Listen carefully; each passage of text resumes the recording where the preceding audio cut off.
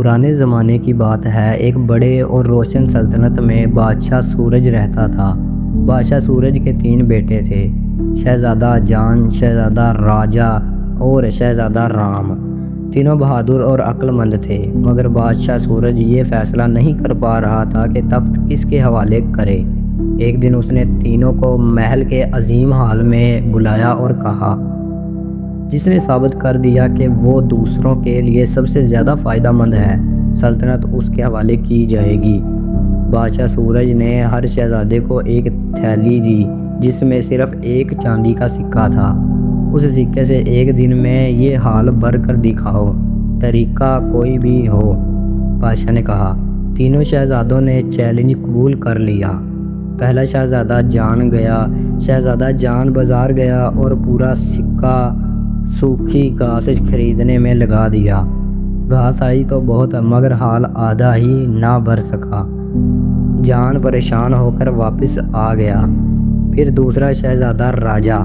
شہزادہ راجا نے مزدور بلائے اور سکہ ان کے حوالے کر کے کہا کہ جنگل سے سوکھی ٹہنیاں اور لکڑیاں لے آؤ۔ مزدور بہت سا سامان لے آئے، مگر حال پھر بھی مکمل نہ بھر سکا۔ راجا بھی مایوس ہو گیا۔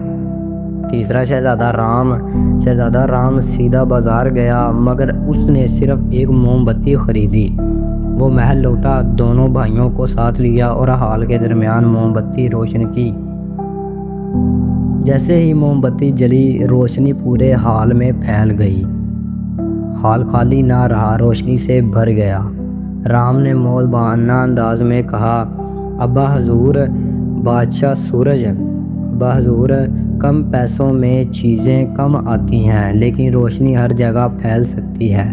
بادشاہ سورج مسکرا اٹھا اور اس نے تینوں بیٹوں کو گلے لگاتے ہوئے اعلان کیا، اصل عظمت اس میں ہے کہ کم سے بھی سب کے لیے زیادہ فائدہ پہنچایا جائے۔ آج سے تخت شہزادہ رام کا۔